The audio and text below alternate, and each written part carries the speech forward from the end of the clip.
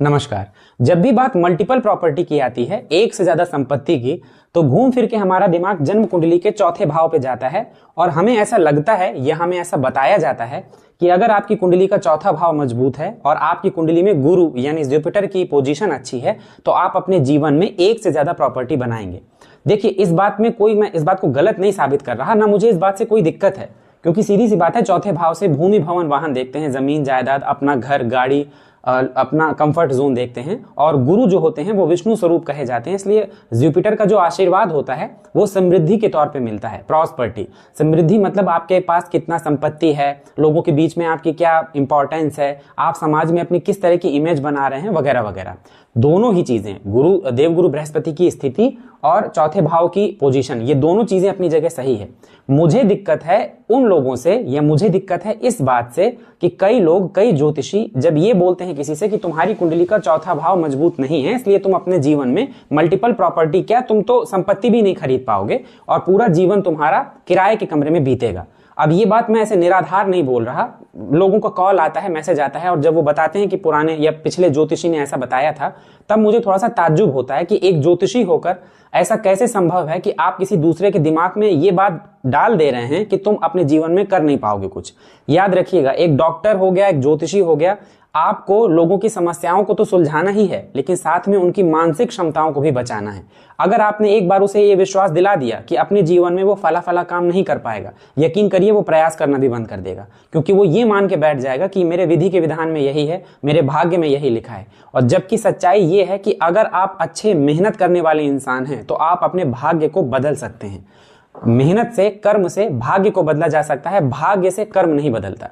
तो इसलिए मैं आपसे ये कहने के लिए मैंने आज ये वीडियो बनाया है कि जन्म कुंडली का सिर्फ चौथा भाव प्रॉपर्टी के लिए जिम्मेदार नहीं होता। देखिए, अगर ये वीडियो बनाते वक्त मुझे अपनी इमेज बचानी है, मुझे अपने को सेफ रखना है, तो मैं करूंगा क्या? मैं आप लोगों से घूम फिर के जन्म कुंडली के चौथे भाव की बात करूंगा और मैं आपसे ये कहूंगा कि देखिए, ये है चौथा भाव, इस चौथे भाव से भूमि भवन वाहन देखते हैं, अपनी कुंडली में देखिए, ये भाव अगर मजबूत है तो आपको सब कुछ मिल जाएगा, ब्ला ब्ला ब्ला करके मैं वीडियो बंद कर दूंगा। आप मेरे ऊपर उंगली नहीं उठा पाएंगे, क्योंकि एक्चुअली मैंने आपसे टू द पॉइंट बात किया। तो अगर मुझे सिर्फ ये करना है कि मैं अपने को सेफ रखूं और वीडियो बना दूं, तो मैं चौथे भाव की बात करूंगा। तो फिर मुझे कहां से पता चलेगा कि जन्म कुंडली का दूसरा भाव, जहां से आप छोटी मोटी प्रॉपर्टी को देखते हैं, जन्म कुंडली का 11वां भाव, जहां से आप प्रॉपर्टी को और अपनी इनकम को देखते हैं, जन्म कुंडली का चौथे से चौथा भाव, सप्तम भाव, जहां से आप व्यापार को देखते हैं, मुझे कहां से पता चलेगा कि जन्म कुंडली में शनिदेव को क्षेत्र का कारक क्यों कहा जाता है? मैं ये क्यों आपको बताऊंगा कि महिसुत यानी भूमिपुत्र मंगल को क्यों कहते हैं और मंगल की पोजीशन प्रॉपर्टी के लिए कितना इंपॉर्टेंट है? ये सारी चीजों से मुझे मतलब ही नहीं होगा। मैं सीधे सीधे आपको चौथा भाव दिखाऊंगा, वीडियो बनाऊंगा और चलता बनूंगा।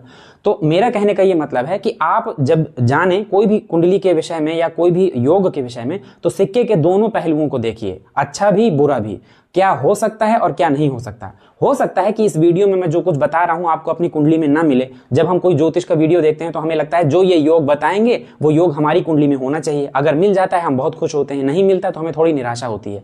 अगर नहीं भी मिलता तो अगर आपकी कुंडली में वो योग नहीं है, लेकिन आप दूसरे की तो मदद कर सकते हैं, अपने फैमिली में किसी की मदद कर सकते हैं, अपने दोस्तों में, परिवार में, रिश्तेदारी में, किसी भी जगह आप कम से कम दूसरे को तो गाइड कर सकते हैं। तो इसलिए कम से कम जब इंफॉर्मेशन लीजिए तो कंप्लीट इंफॉर्मेशन लीजिए। अब आज का जो ये वीडियो है, ये मैं किसी बिल्कुल निराधार नहीं बना रहा हूं। मैं आज आपके पास ऐसी कुछ कुंडलियां लेकर आया हूं जिन कुंडली में मैं आपको बताऊंगा कि जन्म कुंडली का पंचम, जन्म कुंडली का नवम, दशम, सप्तम, चौथा, दूसरा भाव, एकादश भाव, यहां से भी प्रॉपर्टी का विचार करते हैं। हो सकता है आपकी कुंडली में चौथा भाव मजबूत ना हो, लेकिन हो सकता है आपकी कुंडली में 11वां भाव मजबूत हो, आपकी कुंडली में दूसरा भाव मजबूत हो, और ऐसे लोगों के पास मल्टीपल प्रॉपर्टी है। कई लोगों की कुंडली में जिनके दूसरा भाव मजबूत था, उनको पैतृक संपत्ति बहुत अच्छी मिल गई, उसके बाद उन्होंने उसको आगे बढ़ाया। मैं वो कुंडलियां भी आपको दिखाऊंगा। सबसे पहले मैं आपको कुछ चीजें बिल्कुल क्लियर कर दूं। देखिए, जन्म कुंडली का जो दूसरा भाव होता है, ये धन का भाव होता है। यहां से हम खाने पीने की चीजों का भी विचार करते हैं, यहां से हम अपनी वाणी का भी विचार करते हैं कि हमारे बोलने का जो टोन होगी, जो हमारे बोलने का तरीका होगा, या बोलने की जो वाक क्षमता होगी, वो कैसी होगी। दूसरा भाव धन का भाव होता है, और मैंने पिछले वीडियो में भी आपको बताया कि आपकी जेब में कितना पैसा है और आपकी जेब में कितना पैसा बच रहा है या आप कितना बचा पाएंगे, वो सारी चीजें आप दूसरे भाव से देखते हैं। अपना पैसा आप कैसे इस्तेमाल करेंगे प्रॉपर्टी या किसी भी काम में, वो आपकी जन्म कुंडली का पंचम भाव बता देगा, क्योंकि पंचम के ठीक सामने आपका इनकम का भाव होता है। ये जो आय भाव होता है ना, इसे बिल्कुल हल्के में मत लीजिएगा। जन्म कुंडली के दशम भाव का दूसरा भाव होता है ये रिवॉर्ड का भाव कहा जाता है। जैसे जब हम कोई अच्छा काम करते हैं या हम कोई ऐसा प्रशंसनीय काम करते हैं तो हमें उसका अवार्ड दिया जाता है ना, कोई सम्मान दिया जाता है। तो आपके कर्म का सम्मान है आपका 11th हाउस। और ऐसी तमाम कुंडलियां आप देखिएगा जिन कुंडलियों में 11वें भाव का संबंध चौथे से बन जाए, धन भाव का संबंध तीसरे से बन जाए, धन भाव का संबंध लग्न से बन जाए, ऐसे लोग अपने जीवन में खूब प्रॉपर्टी बनाते हैं। अब एक बात तो तय है कि जन्म कुंडली का जो दूसरा भाव धन भाव है, कहानी तो यहीं से शुरू होगी ना।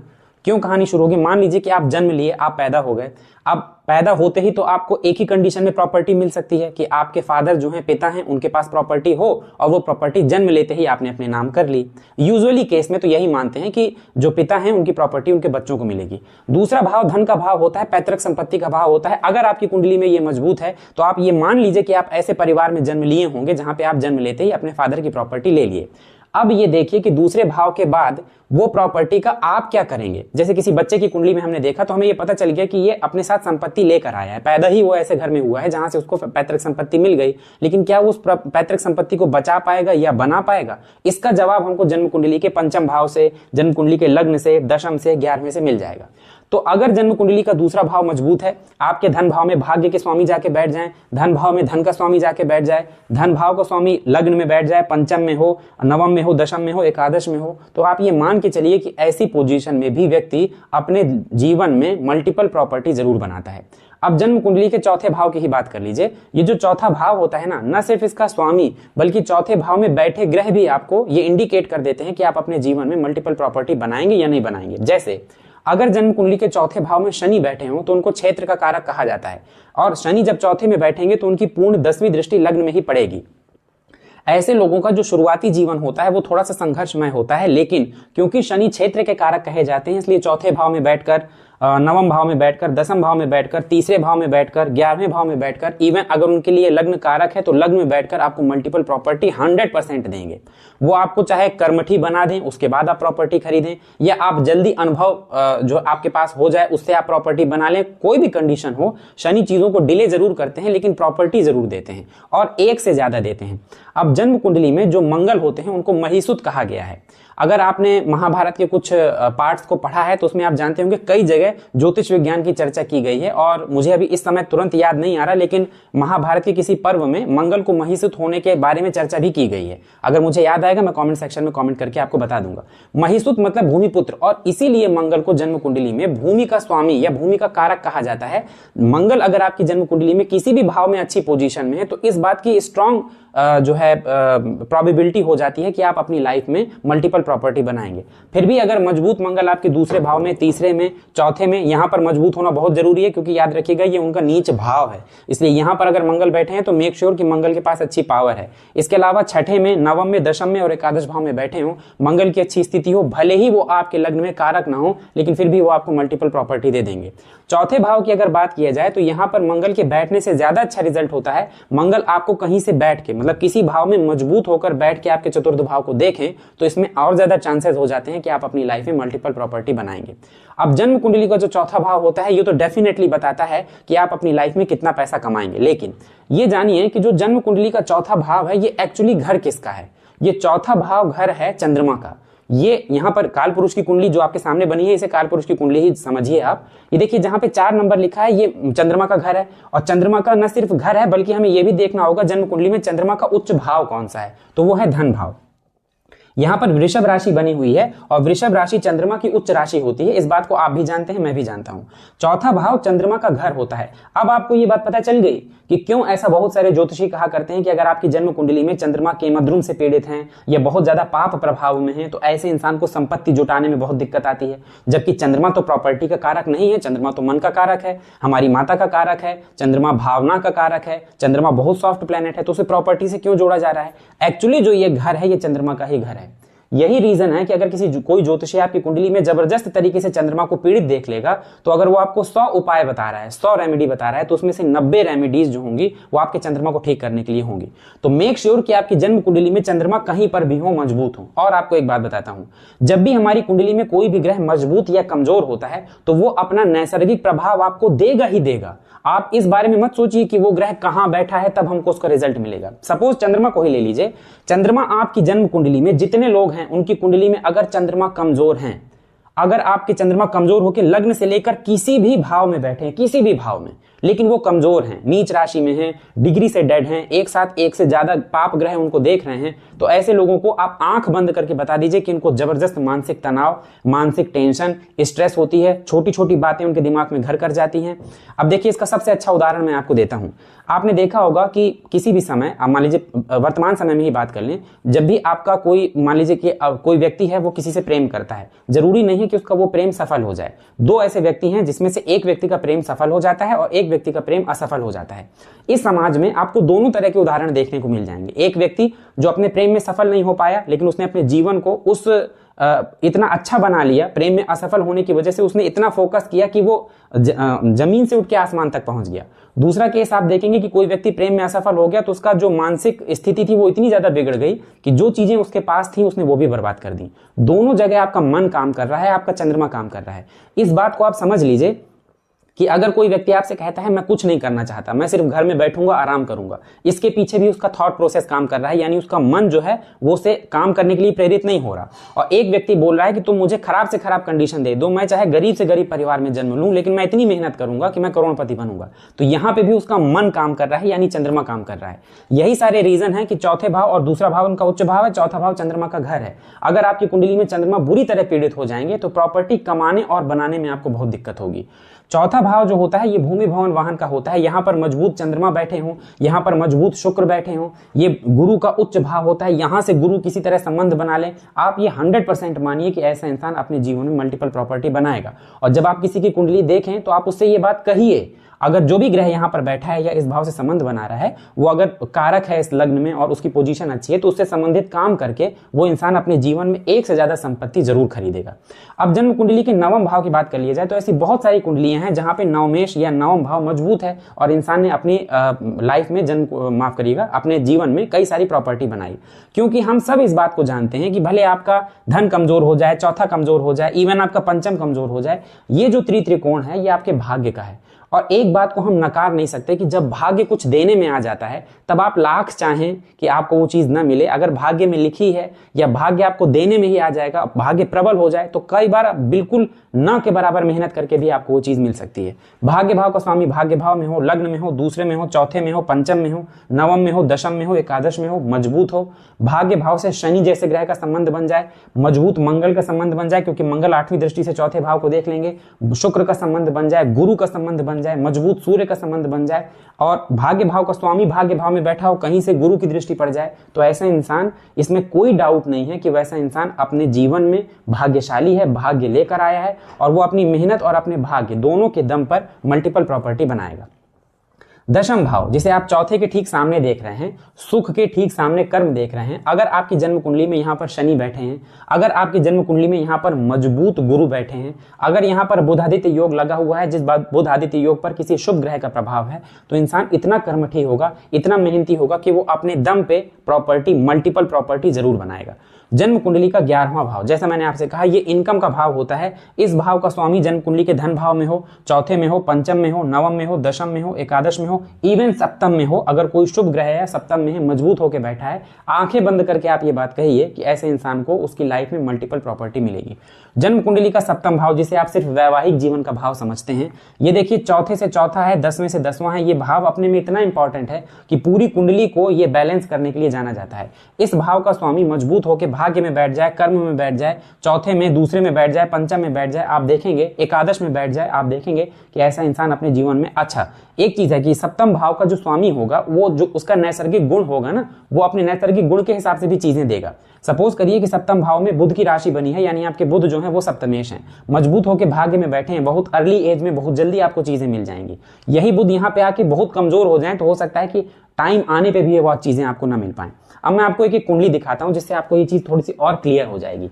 देखिए स्क्रीन में आप देख पा रहे होंगे, पहली कुंडली है, डेट ऑफ बर्थ है 6 जून 1991 और जन्म का समय है 5:15 और जन्म का स्थान है प्रयागराज। आप चाहें तो कुंडली बना भी सकते हैं। देखिए इस कुंडली में वृषभ लग्न की कुंडली बनकर आती है, लग्न में ही सूर्य और बुध की युति है। देखा जाए तो सूर्य इस जन्म कुंडली में तटस्थ ग्रह है, कारक नहीं है, लेकिन बुध जो धन भाव के स्वामी है, जैसा मैंने आपसे बताया धनेश मजबूत होकर लग्न में अगर बैठ जाए तो बुध जो है मजबूत होकर लग्न में बैठे हैं। धन भाव में केतु है, जो केतु धन भाव में कारक माने जाते हैं। तीसरे भाव को ध्यान से देखिए, मंगल गुरु और शुक्र तीनों तीसरे भाव में बैठे हैं, जहां पे मंगल अपनी नीच राशि में है, जैसा मैंने बताया भूमिपुत्र, लेकिन उनका नीचत्व तो गुरु की वजह से पूरी तरह से भंग हो रहा है और दोनों के दोनों ग्रहों की दृष्टि पड़ रही है भाग्य भाव में। और एक सबसे इंपॉर्टेंट चीज, शनि जो कि इस कुंडली में भाग्य भाव के स्वामी होकर भाग्य भाव में ही बैठे हैं। और ऐसा कोई ग्रह नहीं है जो चौथे भाव से आपको चौथा भाव बहुत मजबूत दिख रहा हो या आपको लग रहा हो कि सारे ग्रह जो है वो चौथे से संबंध बना रहे हो, ऐसा कुछ नहीं है। केवल भाग्य मजबूत है, तीसरा भाव मजबूत है, धन भाव मजबूत है, 12वां भाव देखिए, 11वां भाव देखिए, एकादश भाव जहां पे 12 नंबर लिखा हुआ है, इसके स्वामी गुरु बनते हैं, जो जन्म कुंडली के तीसरे भाव में अपनी उच्च राशि में बैठे हैं। धनेश यानी धन भाव मजबूत है, भाग्य मजबूत है। इस व्यक्ति ने जन्म लेते ही, क्योंकि इनके पिता के पास अच्छी खासी प्रॉपर्टी थी, अच्छी खासी प्रॉपर्टी इनको मिल गई, उसके बाद इन्होंने अपनी मेहनत से भी छोटी मोटी प्रॉपर्टी खरीदना शुरू किया। आज की डेट में बिजनेस करते हैं, बहुत अच्छा बिजनेस करते हैं, कहीं कोई दिक्कत नहीं है। तो अब बताइए कि अगर मैं आपसे कहूं कि इसमें चतुर्थेश लग्न में जाके बैठे हैं, इसी वजह से इनके पास प्रॉपर्टी है, तो ये बात पूरी तरह गलत है। केवल एक ग्रह या एक भाव से ये प्रूव कर देना कि इंसान के पास मल्टीपल प्रॉपर्टी होगी, ये गलत है।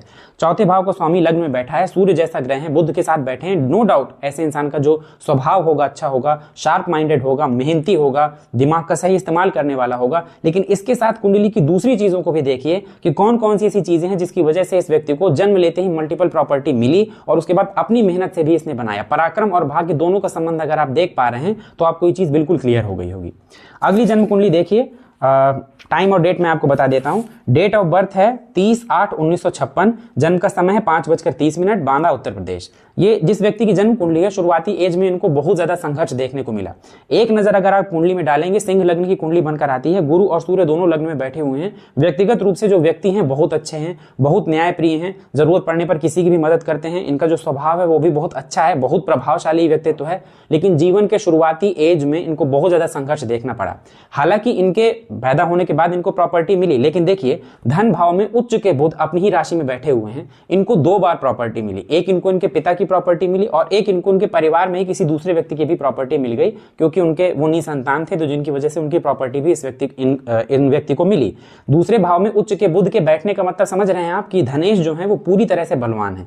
अब देखिए 11वें भाव में जो धन भाव के स्वामी है, धन भाव में 11वें भाव में शुक्र बैठे हुए हैं मिथुन राशि में। जब भी शुक्र मिथुन राशि में बैठते हैं तो इसे भोग विलास की राशि कहा जाता है। कहते हैं मिथुन राशि में शुक्र का बैठना मतलब ऐसा इंसान तैयार होने का, अपने को अच्छा दिखाने का, लग्जरियस चीजें खरीदने का शौकीन होगा। शनि और राहु देखिए जन्म कुंडली के चौथे भाव में बैठे हैं और दोनों के दोनों ग्रह इस लग्न में कारक नहीं है। शनि जो कि चौथे में बैठे हैं, मैंने बताया आपको क्षेत्र के कारक होते हैं। मंगल की राशि में मंगल के साथ तात्कालिक मित्रता में बैठे हैं। मंगल जो कि सप्तम भाव में बैठे हैं, शनि की तीसरी दृष्टि छठे भाव में और 10वीं दृष्टि लग्न में पड़ रही है। अब शनि जो कि कारक नहीं है, सूर्य और बुध को देखेंगे, सूर्य और गुरु को देखेंगे, दोनों के ऊपर ही शनि की दृष्टि बहुत अच्छी नहीं मानी जाएगी। यही रीजन था कि शनि की महादशा में इनको संघर्ष देखने को मिला और शनि की ही महादशा में इस व्यक्ति ने मल्टीपल प्रॉपर्टी जो मिली थी वो भी, जो इनको इनके परिवार से मिली वो, और उसके बाद खुद के अपने दम पे भी इन्होंने रिसेंटली काफी प्रॉपर्टी, छोटी छोटी प्रॉपर्टी खरीदी है। तो हमें क्या समझ में आया कि जरूरी नहीं है जन्म कुंडली का चौथा भाव ही मजबूत हो तभी हमें प्रॉपर्टी मिलेगी। अगर जन्म कुंडली में धनेश मजबूत स्थिति में है, अगर जन्म कुंडली में आयेश जो है, देखिए शुक्र जो कि इनकी जन्म कुंडली के आय जो कि बुध हैं धन भाव में मजबूत होकर बैठे हैं, और आय भाव में शुक्र जो कि इस लग्न में माफ करिएगा, दशम भाव के स्वामी होते हैं और तृतीय भाव के स्वामी होते हैं। मिथुन राशि में एकादश भाव में बैठे हुए हैं। चौथे भाव में शनि बैठे हुए हैं। हालांकि शनि और राहु ये श्रापित दोष लगाकर बैठे हुए हैं, फिर भी इस व्यक्ति के पास मल्टीपल प्रॉपर्टी है।